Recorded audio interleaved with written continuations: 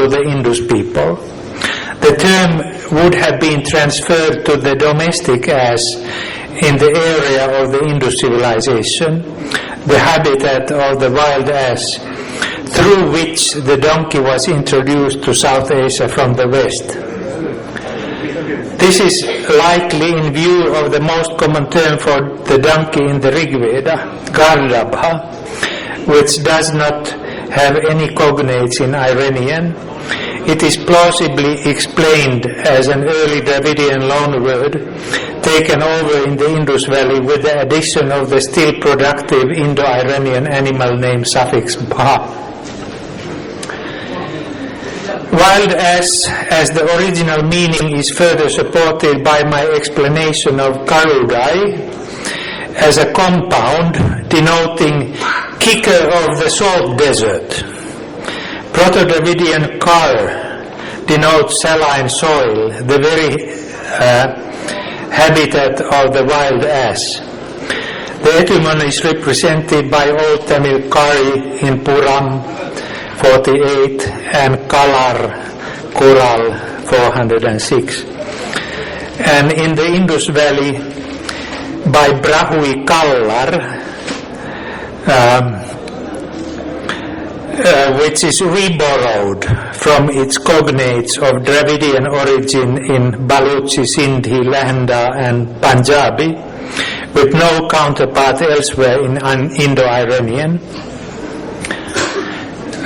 It can be derived as wasteland from Proto-Dravidian kari, to waste, reject, discharge, end. Proto-Dravidian udai, to kick, is in Tamil udai kari, used of a cow that kicks when milked. The wild ass is a notorious kicker, also in the myth of Dhenukavadha discussed below. The habitat of the wild ass was restricted to the saline soils of Balochistan, the Indus Valley and Kutch. This goes against Franklin Southward's hypothesis that Proto-Dravidian was spoken in Southern Neolithic. Southern Neolithic came into being in northern Karnataka and southwestern Andhra Pradesh around 2500 BCE as a result of cultural influences from early Harappan Gujarat and related Deccan Chalcolithic cultures. People of Southern Neolithic rather spoke Proto-South Dravidian, which hardly had a word for the wild ass so far away from its habitat. Proto-South Dravidian therefore probably received the word karudai together with the domestic ass. The donkey is likely to have come to South India in the wake of the horse, which is first attested at Hallur in Karnataka around 1500 BCE, when the megalithic culture succeeds the southern Neolithic and spreads to Tamil Nadu. The presence of a bone of Equus caballus at Hallur is suggestive, particularly if it is considered in conjunction with an extensive group of rock paintings showing horses and riders, and with such exotic metal objects as the Kallur swords, said the Olchins in 1982.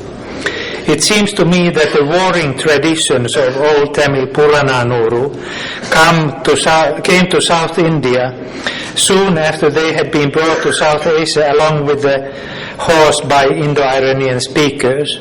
However, these traditions were first Dravidianized in Indus Valley, Gujarat and the Deccan, which even after Aryanization in Hala Sattasai retained poetic similar to the Sangam poetry.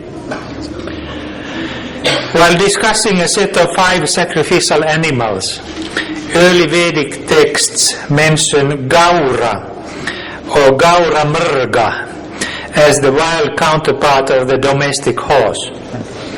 All translations and dictionaries render Sanskrit Gaura as Gaur bison, Bos Gaurus.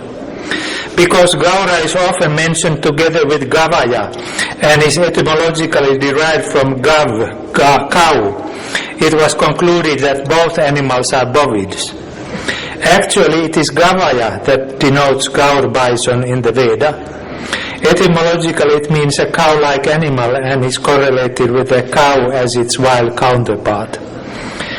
The Gaur bison hardly matches the characteristics of the horse, which in this context is called a one-hoofed animal, eka shapham pasum, and a racer, while the wild ass is one-hoofed and the swiftest of all equids.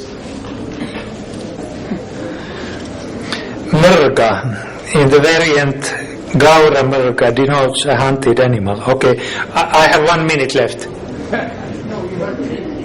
Okay, then I shall just quickly run through my point. We have a counterpart of Gaura in Persian Gaur, which means wild ass. So it confirms that Gaura in Sanskrit really means wild ass. And in the Rig Veda, it is the prototype of a thirsty drinker.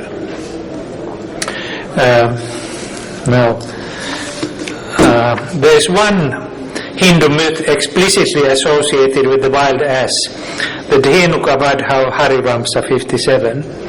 Krishna and Balarama came to a Palmyra forest occupied by the fierce ass demon Dhenuka and his herd. Wanting to drink the juice of ripe palm fruits, Balarama shook the trees. Hearing the sound of falling fruits, the enraged ass demon rushed to the spot. Seeing Balarama beneath a vine palm as if holding the tree as his banner, the wicked ass bit Balarama and started kicking him hard with its hind legs.